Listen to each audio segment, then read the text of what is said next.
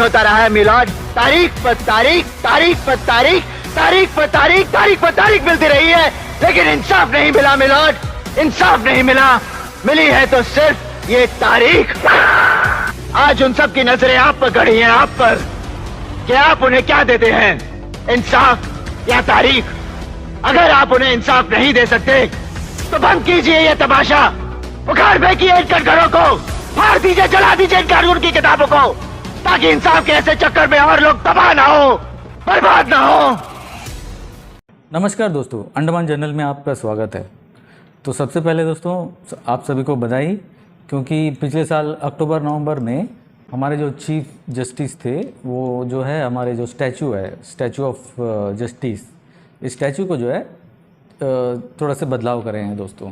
Actual में क्या है, पहले जो स्टैचू था उसमें आँख में पट्टी थी और लोगों का कहना था कि कानून अंधा है, कुछ दिखाई नहीं देता, वैसा करके कुछ एलिगेशंस था, रूमर्स था।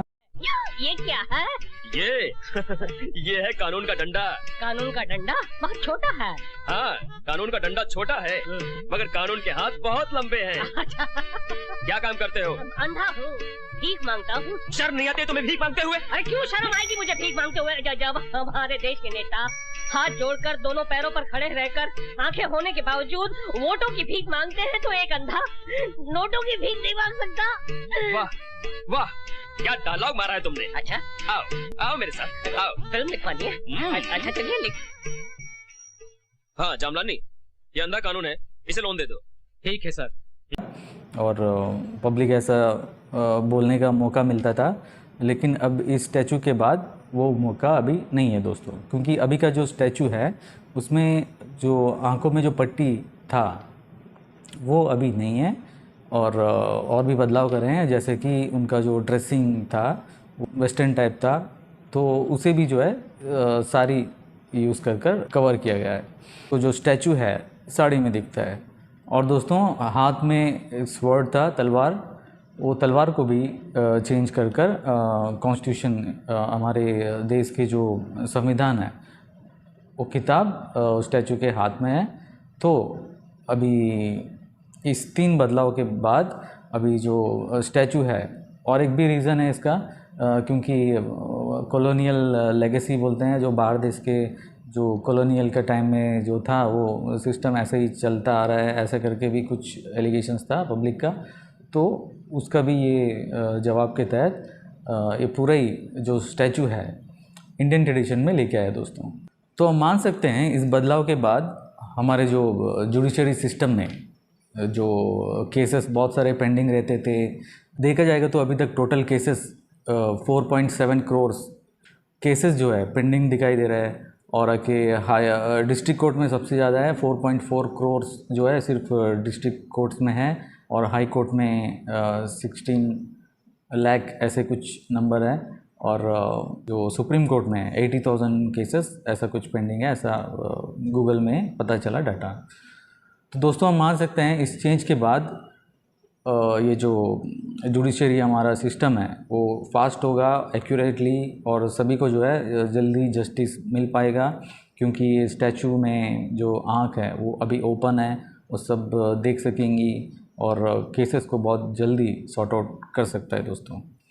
केस की पहली तारीख को मुझे मालूम होता है मुजरिम कौन है। मैं यहां बैठा रहता हूं और एविडेंस का इंतजार करता रहता हूं। एविडेंस अब आएगा, एविडेंस तब आएगा। गटर खड़ा हो जाता जी, फाइलों पे फाइलें चढ़ती चली जाती हैं, लेकिन एक पेपर मेरे सामने नहीं आता, एक पेपर जिसको मैं सही मायने में बोल सकूं कि ये एविडेंस है। एविडेंस आता नहीं है, मुजरिम छूट जाता है। आज तक तो ऐसा ही होता है।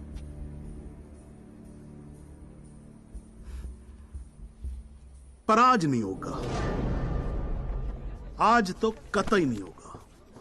तो चलिए दोस्तों एक नज़र पुराने स्टैचू था हम लोग का, जो ओल्ड लेडी, जो स्टैचू ऑफ जस्टिस का जो ओल्ड स्टैचू था, उस पर भी एक नज़र डाल के देख लेते हैं कि वो स्टैचू का क्या समझ में आता है उस स्टैचू देख के दोस्तों।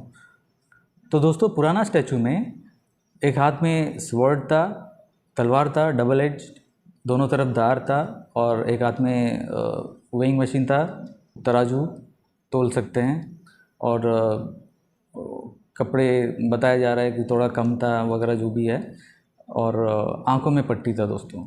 तो इस स्टैचू से क्या समझ सकते हैं हम लोग, ऐसी एक बार जैसा मेरे को समझ में आया मैं कोशिश करता हूँ आपको समझाने का। मूवीज़ में देखे होंगे आप, जब कोर्ट में कोई पिटिशनर जाता है, विटनेस जाता है, कोई भी जाता है, तो गीता पर हाथ रखकर जो है विटनेस लिया जाता है कि सच कहूँगा, झूठ नहीं कहूँगा, ऐसा करके। गीता पे हाथ रख के कसम खाइए, कहिए मैं जो कुछ भी कहूंगा सच के सिवा कुछ नहीं कहूंगा। गीता भगवत गीता पर हाथ रखकर तो ट्राई करेंगे हम लोग, रिलेट करेंगे वो स्टैचू और वो किताब का क्या रिलेशन है। तो दोस्तों, तो गीता में, भगवत गीता में तो कृष्ण बताए हुआ सारे बात हैं। अगर महाभारत देखें तो महाभारत में इसी तरह स्टैचू जैसा एक कैरेक्टर थी, गांधारी। जो कौरवास है हंड्रेड्स, उनका जो मदर है वो है गांधारी।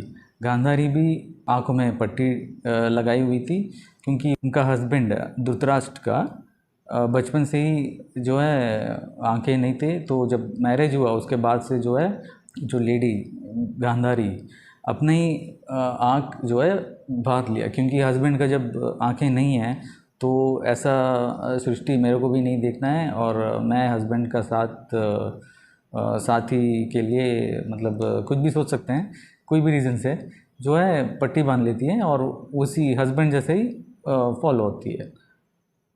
तो दोस्तों, उस गांधारी जो है बहुत बड़ा सेक्रीफाइस किया उस टाइम में, क्योंकि एक आँख वाला, सारे इंद्रियों में आँख जो है सबसे प्रधान बोलते हैं, सबसे इम्पोर्टेंट बोलते हैं। तो वैसे एक जो आँख जो देखने का, जो आँखों को पट्टी बांध देना एक बहुत बड़ा डिसीजन है, बहुत बड़ा सेक्रीफाइस है। तो दोस्तों, उसके बाद फिर उनके बच्चे जो कौरवास है, उनमें से बड़ा बेटा उनका जो था दुर्योधन। तो ये जो लेडी है गांधारी, बहुत ही स्पिरिचुअल लेडी थी, और उनको भगवान का आशीर्वाद भी था। उसी की वजह से जो है उनका 100 बच्चे, उनका कौरवास जो बोलते हैं, तो उनका 100 बच्चा था, उसमें से बड़ा वाला दुर्योधन। तो दुर्योधन ऐसा एक प्राइड में आ गया था, ऐसा एक घमंड बन गया था कि वो जो बोलेगा सही है, वो जो सोचता है सही है, वो जो करता है सही है, वैसा करके दोस्तों। तो ये जो गांधारी है, इनको सब पता है, ये स्पिरिचुअल लेडी थी और सब कुछ जानती भी थी, अच्छा क्या है बुरा क्या है सब कुछ जानती थी। वो लॉर्ड कृष्ण को भी जानती थी, भगवान कृष्ण को भी जानती है वो, और अपने बेटे दुर्योधन को बहुत बार समझाने का भी कोशिश किया कि पांडवों से मत लड़ो और कॉन्फ्लिक्ट में मत जाओ, वैसे करके समझाने का, युद्ध में मत जाओ, वैसे करके बहुत बार समझाया भी है करके पता चल रहा है पढ़ने से। लेकिन उसके बावजूद वो अपने ही मतलब दुर्योधन जो है अपने ही घमंड में, अपने ही मतलब जो काम है, जो कॉन्फ्लिक्ट्स है, उसमें जाता था। तो उसी तरह दोस्तों, कृष्ण भी कोशिश करते हैं कि कुरुक्षेत्र नहीं हो, युद्ध के बिना जो है प्रॉब्लम सॉल्व हो जाए।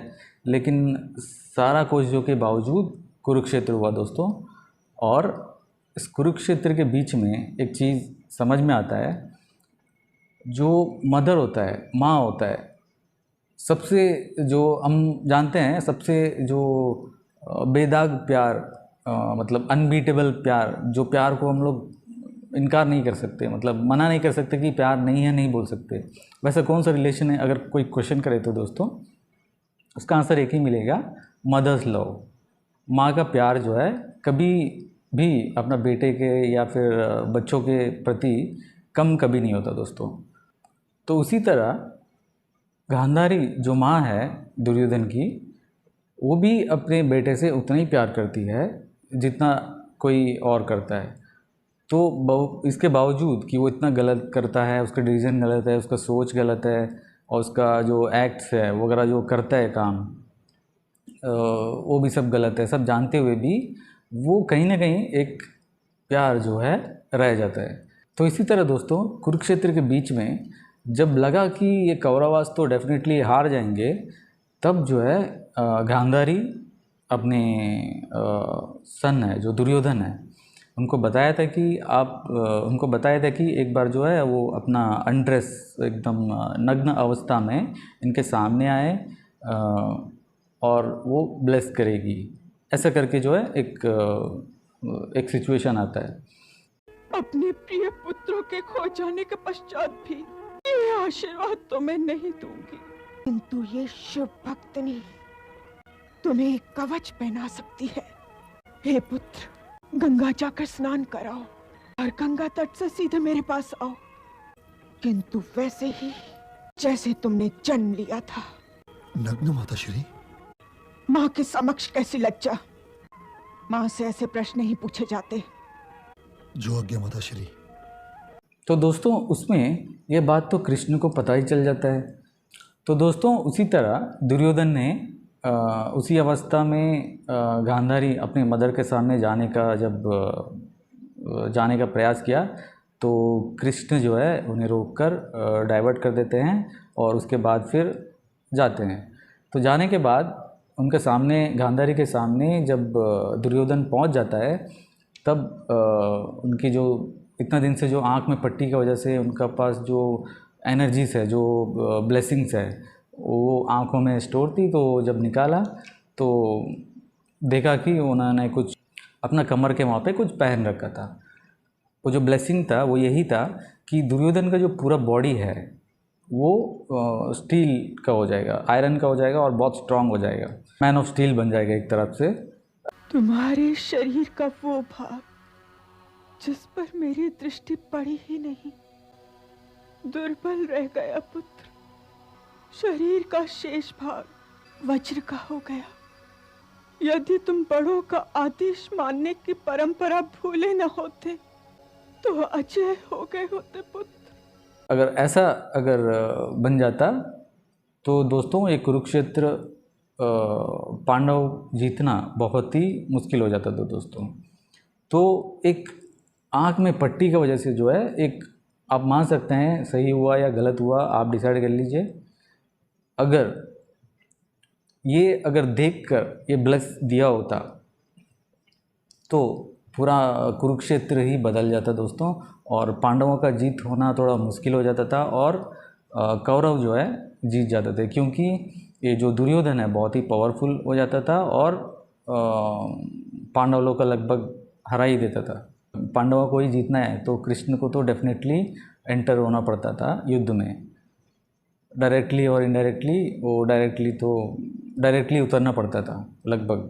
आँख में पट्टी की वजह से, जो गांधारी आँख में जो पट्टी बांधी थी उसका वजह से जो है जाने अनजाने में अच्छा ही हुआ। अल्टीमेटली जो है जस्टिस हुआ, वर्ल्ड में उस टाइम में जस्टिस मिला। तो दोस्तों उसी तरह हमारे जो पुराने जो स्टैचू है उसको अगर देखें तो स्वॉर्ड जो एक हाथ में तराजू है जिससे जो है तोल सकती है क्या सही है क्या गलत है, उसका बैलेंस कर सकती है, चुनाव कर सकती है। हो सकता है हमारे जो पुराने स्टैचू है उसमें आँख में पट्टी बांधने का कारण कहीं ये तो नहीं था, या फिर तराजू देखी तो उसमें बैलेंस करने के लिए राइट कितना है रॉन्ग क्या है वो देख नहीं पाएगी, लेकिन वो करेगी सही, ऐसा भी हो सकता है दोस्तों। या फिर ये भी मतलब हो सकता है कि आँख में पट्टी बांधने की वजह से वो कुछ और सेंसेस से, थर्ड आई बोल सकते हैं, या फिर सुनकर जो है वो जज कर पाए, ऐसा भी हो सकता है। तो इसका मतलब ये भी नहीं था कि ब्लाइंड है मे बी। और दोस्तों हाथ में एक स्वॉर्ड था डबल एज वाला, दोनों तरफ धार वाला। हो सकता है कि सामने जो रॉन्ग डूअर है, ऑफेंडर है, या फिर जो भी है उसको पनिश करने के लिए, और दूसरा एज जो है अगर कोई नहीं दे पा रहा है जस्टिस या उसके ऊपर एक्शन लेने के लिए, हो सकता है कुछ भी हो सकता है दोस्तों। गौर से देखें तो बहुत कुछ देख सकते हैं स्टैचू में। अगर पुराना स्टैचू में सिर्फ साड़ी पहना देते तो काफ़ी था, लेकिन पूरा ही स्टैचू बदल दिया है। और हाथ में किताब है, कॉन्स्टिट्यूशन, इंडियन कॉन्स्टिट्यूशन का बुक है वो, ऐसा मानते हैं, ऐसा है। लेकिन जो केस लेकर जाता है उसके लिए तो हाथ में सिर्फ डायरी बन जाता है, तो सिर्फ डेट लिखने के लिए। तो दोस्तों फिर भी उम्मीद करते हैं आगे जो जस्टिस होगा जल्द होगा और एक्यूरेसी के साथ जल्दी डिलीवर होगा और केसेस का नंबर ऑफ़ केसेस जो है कम होगा। चलिए एक्सपेक्ट करते हैं।